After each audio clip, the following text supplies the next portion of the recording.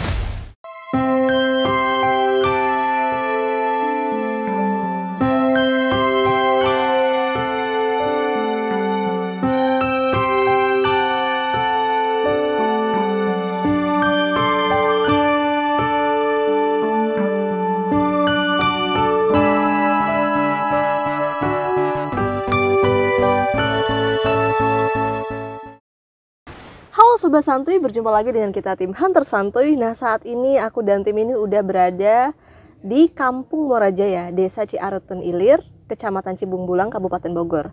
Nah, di sini itu tempat seperti peninggalan ya. Jadi zaman dulu itu peninggalan dari Kerajaan Tarumanegara, dari Raja ketiga dari Eyang Purnawarman. Nah, nantinya kita di sini rencananya akan menelusuri beberapa tempat ya. Jadi nggak hanya satu situ saja. Nah, kira-kira ntar penelusurannya seperti apa ya?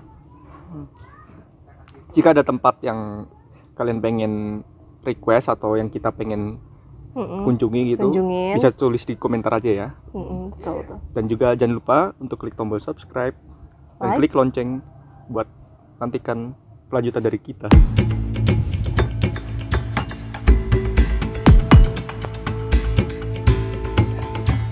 Oke teman-teman, jadi ini aku sudah berada di Prasasti Ciaruten. Di sini ada papan namanya ya, dan penjelasannya juga. Jadi merupakan salah satu prasasti dari 7 prasasti Purnawarman yang beraksara huruf Palawa dan berbahasa Sanskerta. Nah, ntar kita bisa langsung masuk ke dalam untuk mengetahui bentuk batunya seperti apa, dan juga kan itu ada tulisan-tulisannya bagaimana. Yuk.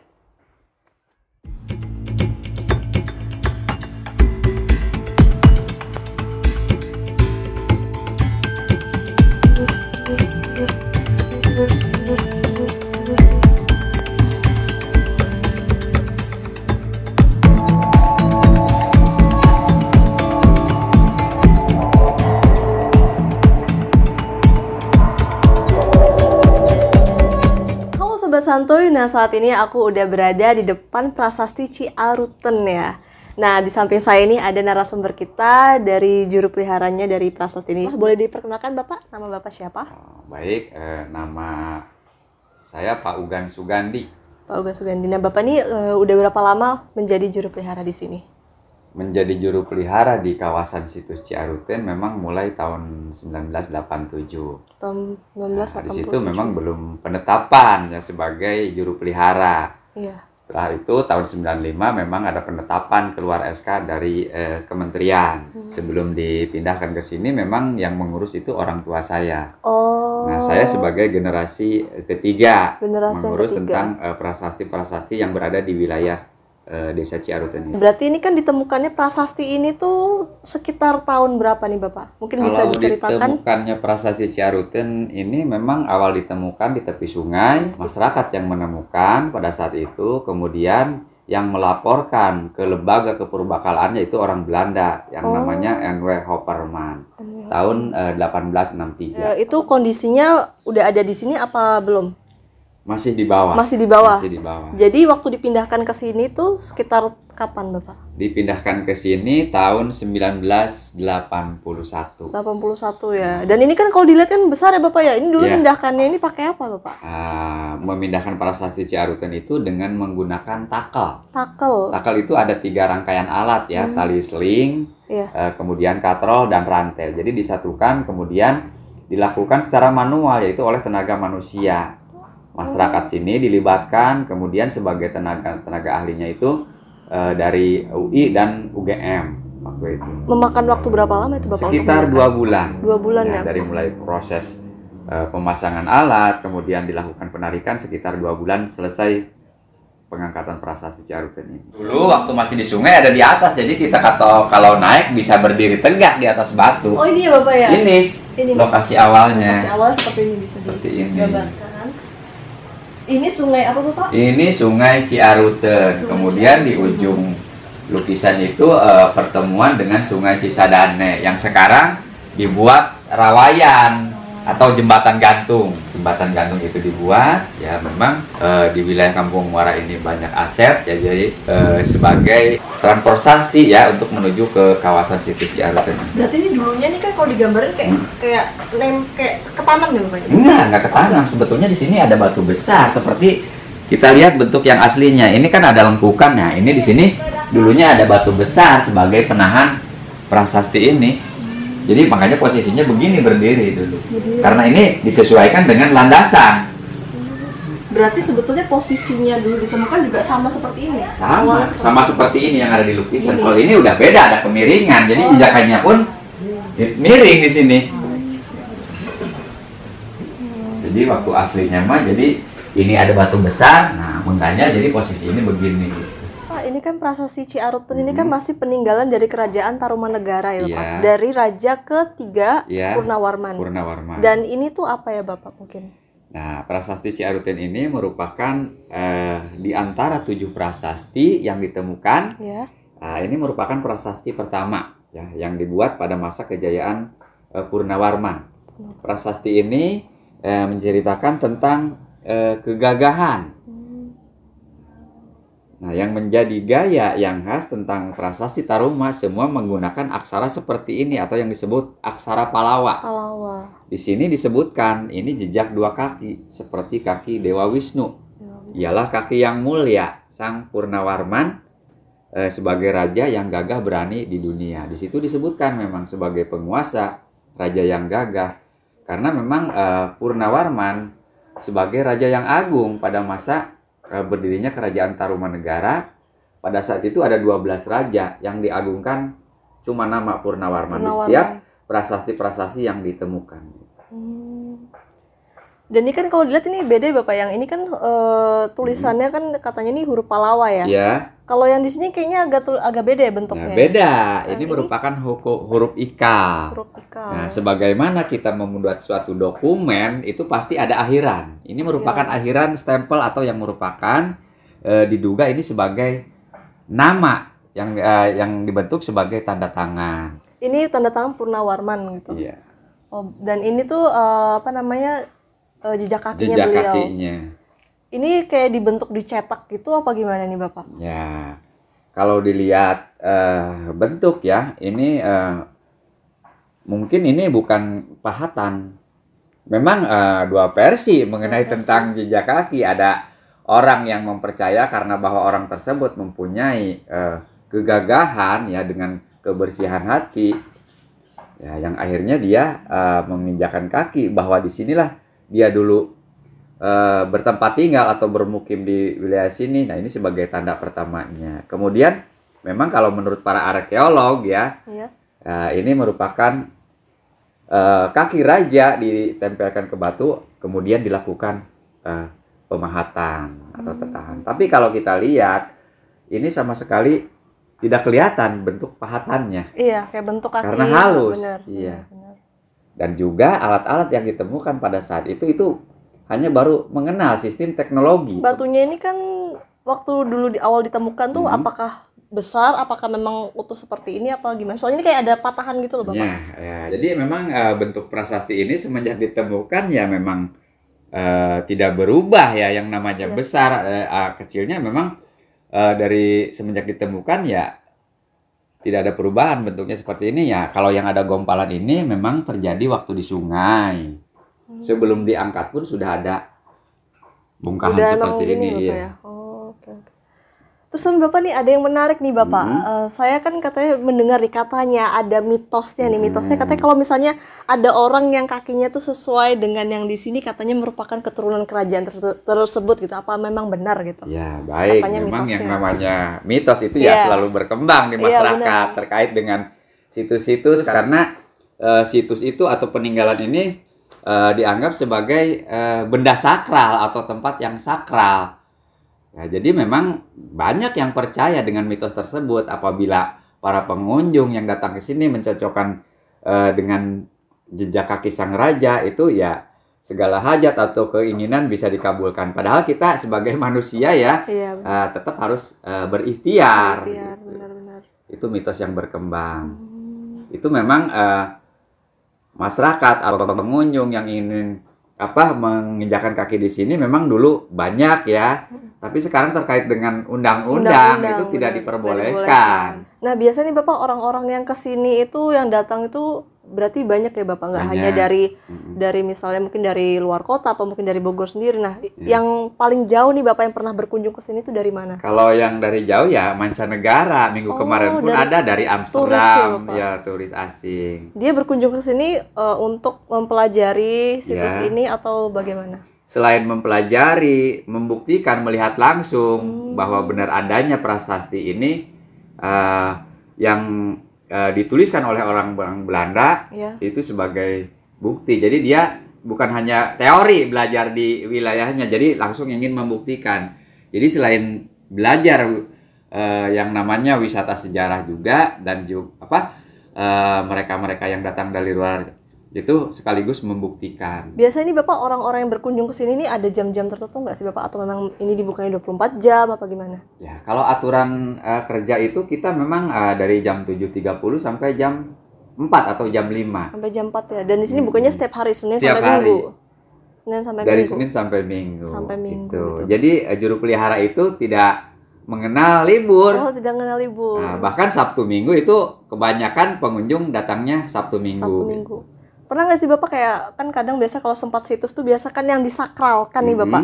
Nah biasanya orang-orang kayak kesini pengen datang kayak mungkin sambil misalnya di malam Jumat atau gitu pernah juga Bapak? Ada juga ya? Karena memang ini jadi beranggapan bukan tempat angker ya, melainkan tempat sakral. Di mana orang-orang selain berwisata sejarah juga berwisata religi.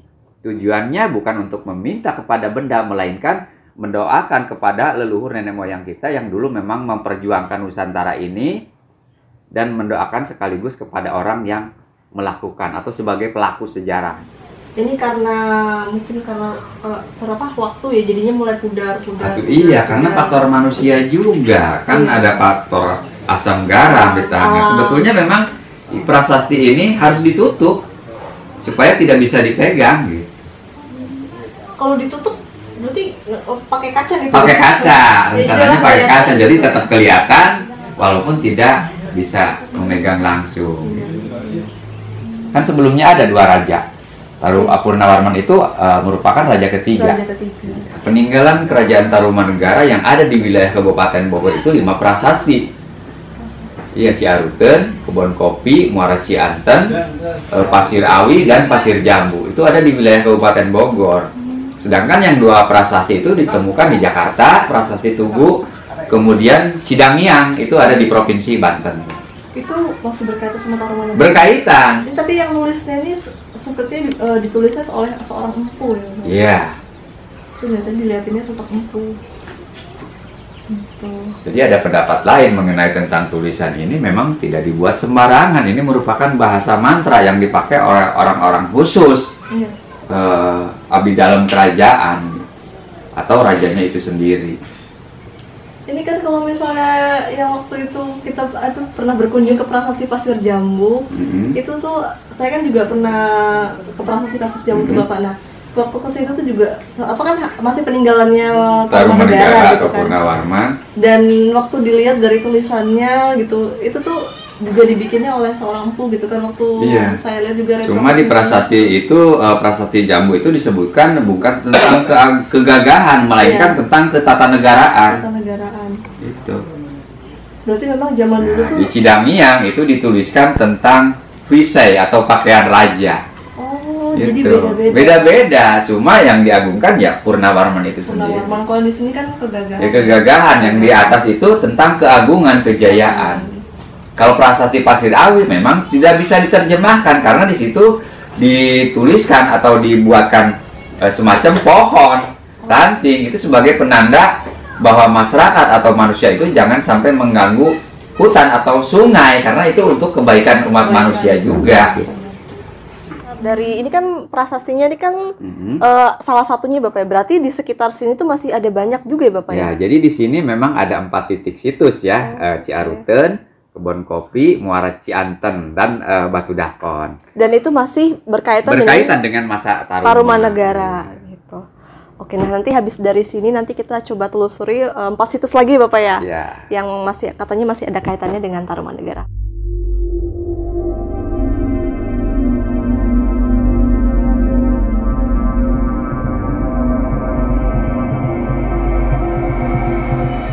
Untuk rumah-rumah gitu ya Kang ya? Untuk rumah. Ini tahun? Ini mas Kerajaan Pajajaran. Pajajaran. Batunya kayak gini ya Kang? Kayak batu kapur ya Kang? Itu apa warna putih gini? Iya, semacam kapur. Andesit juga sih sama. Yang masih itu segini berarti? Banyak yang udah kependem, banyak yang udah hilang. Kan dulu mah nggak tahu masyarakat apaan ini kan gitu. Sekarang dipakai buat? Sekarang ini kita amankan karena kan ini kan masuk dalam cagar budaya. Ini masuk dalam cagar budaya. Berarti kan ada orang ngambil kena ya? Kena, karena kan memang balik lagi. Ini kan dulu bekas apa kan? Ada ininya, ada sejarahnya, ada nilai pentingnya, makanya kita amankan karena ada nilai pentingnya. Periodenya Pajajaran kan 1408. Kan dari peristiwa tentang kisah Tarumanegara juga kan di situ ada masa peralihan kekuasaan, yaitu naskah bukan naskah ya, jadi yang disebut prasasti Kebon Kopi 2 yaitu pengalihan kekuasaan. Ini prasasti Kebon Kopi bukan ya? Bukan. Nah, ini prasasti Kebon Kopi 1. Prasasti Kebon Kopi 1 atau disebut dengan telapak gajah. Kalau ini mah ini beda tatakan untuk tiang-tiang rumah. Umpak Atau disebut umpak atau patapak. Halo Sobat Santuy, sekarang kita udah berada di Kebun Kopi 1. Nah langsung aja kita ke dalam ya. Saat ini aku udah berada di prasasti Kebun Kopi 1. Nah bersama dengan teman kita di sebelah sini ada Mbak siapa? Resti Kurnia. Mbak Resti Kurnia dan juga dengan Mas Arya. Nah ini mereka berdua ini kebetulan lagi KKN ya? Ya iya betul. Dari Universitas apa? Muhammadiyah Profesor Dr. Alhamka atau UHAMKA Jakarta. Oh UHAMKA Jakarta. Nah udah berapa lama di sini ya? Baru? Di sini 2 mingguan ada, jalan 3 minggu. Oh rencananya emang untuk KKN untuk berapa lama? Untuk 3 mingguan. Dan 3 minggu udah mulai jalan sekitar 2 minggu. Dan memang ditugaskannya ke desa Ciaruten ini ya? Iya Ya, betul. untuk mulai kita udah survei 3 kali nih Kak. Di 4 tapi fixnya alhamdulillah di sini di Ciaruten. Oh, gitu. Sesuai dengan prodi kita sejarah, yaitu di sini kan juga banyak Benar. prasasti jadi berhubungan lah gitu. Pastinya udah tahu sedikit lah ya mengenai tentang situs-situs yang di desa Ciaruten ini ya. Berarti udah berkunjung ke situs-situsnya ya. Nah kira-kira pendapat dan kesannya tuh gimana sih mengenai prasasti Ciaruten sendiri ini? Saya kan bukan asli sini, Iya. saya asli Palembang ya Pak ya. Saya kesini untuk KKN, jadi saya cukup takjub gitu. Takjub. Melihat banyaknya situs-situs prasasti yang wah udah dikelola dengan baik ini, apalagi dikelola dengan Pak Gandhi selaku pengelola prasasti.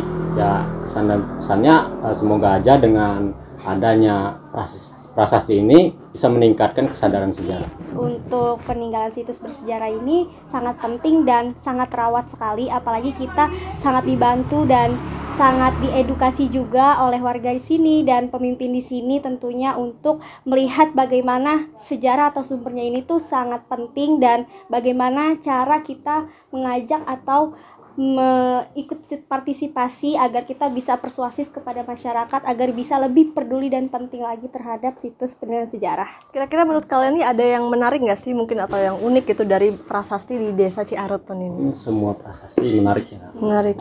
Mungkin dari batu tulis tuh ada telapak kaki. Iya. Itu saya cukup takjub gitu. Gitu bagaimana kok bisa gitu kan.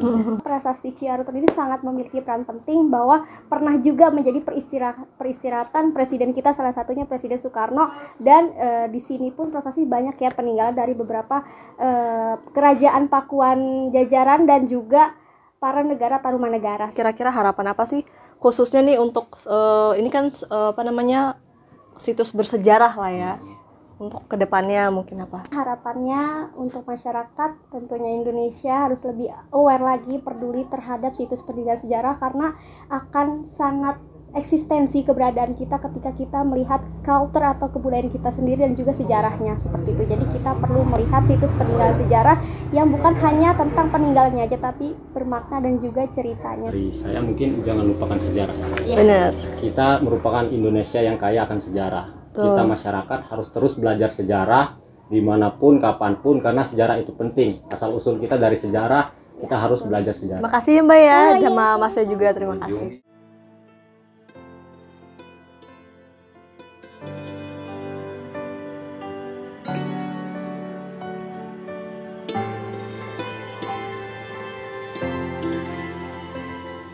Saat ini aku masih berada bersama dengan Pak Ugan. Nah, saat ini kita juga lagi di Prasasti Kebon Kopi 1. Nah, Bapak mungkin bisa dijelaskan secara singkat ya Bapak mengenai sejarah dari Prasasti Kebon Kopi 1 ini gimana sejarah? Nah, jadi mengenai tentang Prasasti Kebon Kopi ya.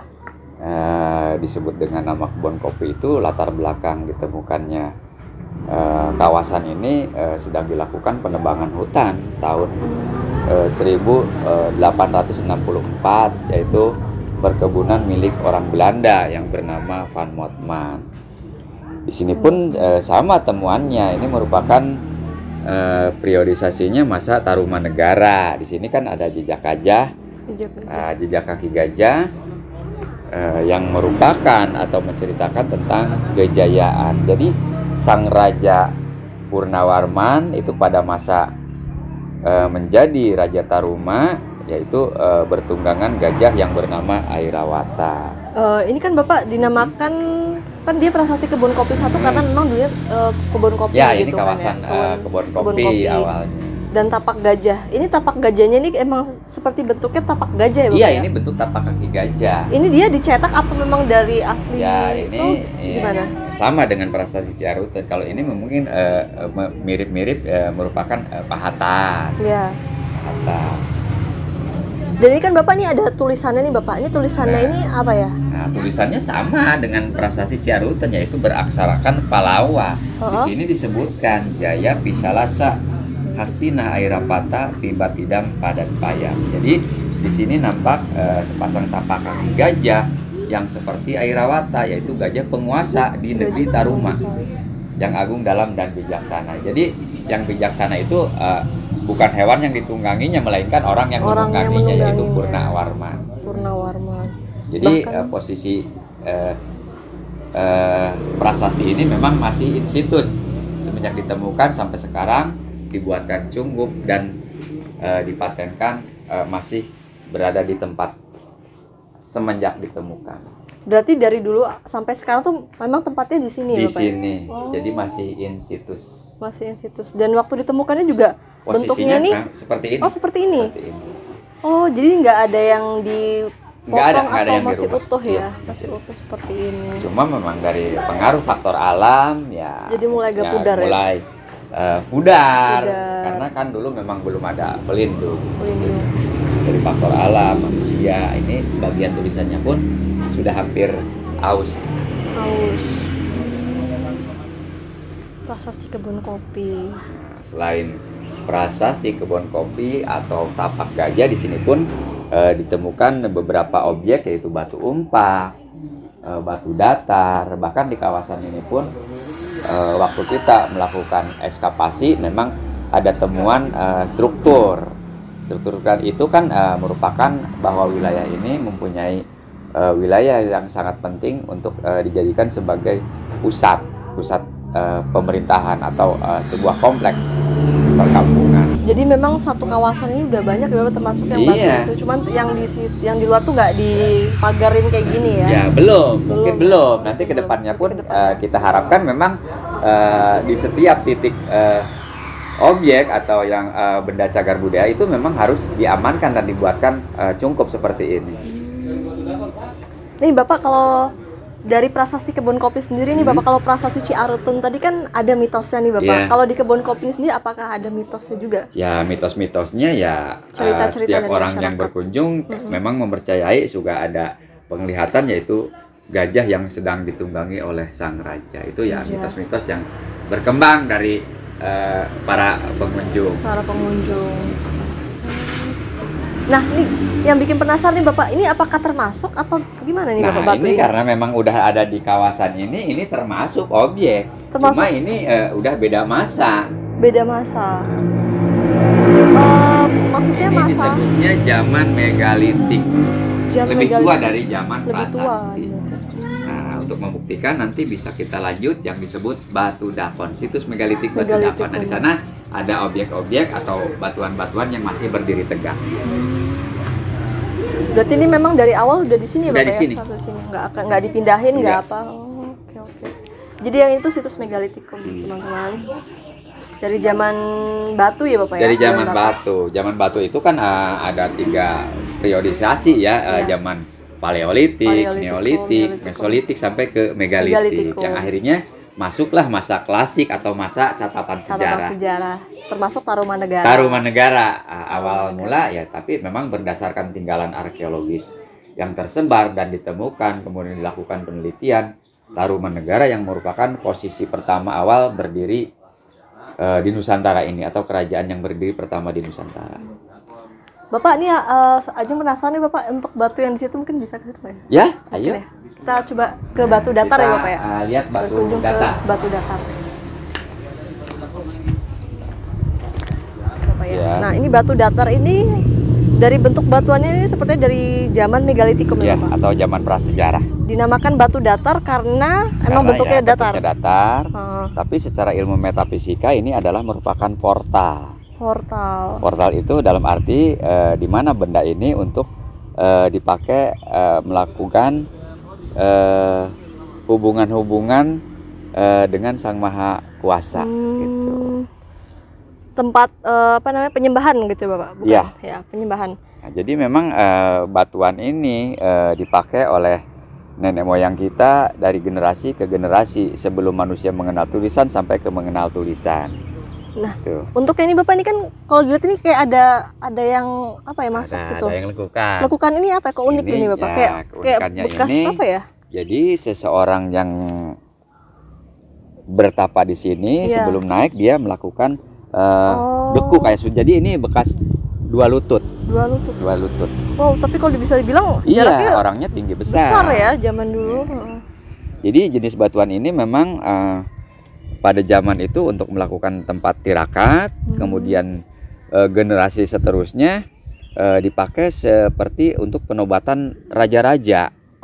Nah, bahkan salah satu objek yang disebut Watu Gilang itu yang dulu asalnya di Bogor, diangkut oleh tentara Banten, di Banten dipakai untuk penobatan Sultan-Sultan Banten yang dikenal dengan namanya Watu Gilang. Itu ada di Banten satu. Ada di Banten. Ya, di dekat Istana Sorosowan. Oh, berarti ini masih ada Sama kaitannya? bentuknya seperti ini, sama. Oke, bentuknya. Ketebalannya pun sama itu. Ini kalau biasa nih Bapak kan kalau misalnya peninggalan megalitikum itu kan dari energi itu pasti lebih kuat ya Bapak ya? Iya, jelas.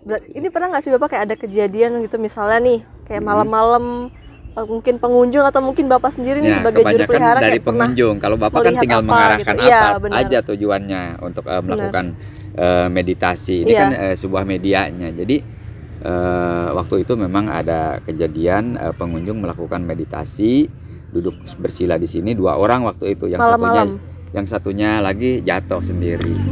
Itu memang ada energi yang susah yang kita tidak mengerti dari nalar kita itu. Iya. Jadi memang ada energinya. Energinya gitu. Nah Bapak, ini kan yang Ajeng lihat ya Bapak ya, baru dapat gambaran nih. Apa namanya, di desa Ciarutan sendiri ini kan dulunya kan karena ditemukannya peninggalan-peninggalan dari Tarumanegara kan Bapak ya. Ini ini kita kembali ke flashback ke zaman Tarumanegara. Ini seperti dulunya tuh di sini tuh memang tempatnya seperti kayak kerajaan, tapi dia kerajaannya tuh modelnya bukan segede Tarumanegara. Berbentuk sebuah keraton, Iya, melainkan ya memang kayak di sini mungkin pemerintahannya atau kantornya. dijadikan sebagai kawasan atau pusat pemerintahan Iya, di benar, sini. benar. Dan itu pun berdasarkan ada berita dari masa dinasti Soi bahwa di Kampung Muara ini adalah sebuah kota yang dijadikan sebagai pusat pemerintahan masa Tarumanegara. Jadi di sini dulu ada kompleks. Iya, ada gitu. kompleks soalnya Ajeng lihatnya juga. Termasuk langsung kita baliknya ke zaman yang Pajajaran. Zaman ini, Pajajaran. Jadi benar. dalam kurun waktu yang cukup panjang ya, wilayah kampung ini bukan hanya dikuasai masa Tarumanegara saja, melainkan sebelumnya pun sudah ada penduduk yang ditunjukkan oleh situs Batu Dakon. Disinilah dulu memang sebelum masuknya masa-masa peradaban Taruma sampai ke Pajajaran, memang di kampung sini sudah ada kehidupan. Tapi kalau yang dari zaman Pajajaran ini dia lebih kayak ke pemukiman gitu ya Bapak ya? Iya, lebih soalnya ke kalau dia, komplek pemukiman. Iya, pemukiman. Kalau yang jelas soalnya dibentuk dalam rumah-rumah Iya. panggung ini sebagai batuan seperti ini merupakan pondasi-pondasi untuk penyangga tiang-tiang. penyangga tiang-tiang. Ada banyak banget. Banyak. Berarti ini kemungkinan besar Bahkan juga. batu ini yang pun ini ya? dulu memang posisinya berubah nih ya. Oh, Jadi berubah. posisi awal batu ini memang ditopang dengan batuan-batuan ini. Oh. Karena terjadi erosi, dulu kan kawasan ini berbentuk dua teras. Iya, iya. Jadi tanah sebagian tinggi dari atas terkikis, otomatis ini batu jatuh gitu. Jadilah ininya penopangnya pun ada di bawah ini. Oke. Berarti ini masih ada beberapa ya Bapak yang dari Iya. zaman peninggalan Ada. Megalitikum di sini. Ada di pojok sana, Nanti memang ada belum juga kita ada. gali Oh. semuanya. Berarti memang banyak Ada, ya. ini salah satu kawasannya ini. Oke. Nanti habis dari sini nanti kita kemana lagi? Kita nih, yang Bapak? ke Batu Dakon, yang Oh, disebut Batu Batu Dakon. Dakon. Nanti kita penjelasan lagi. Oke, sih Bapak. Baru lagi.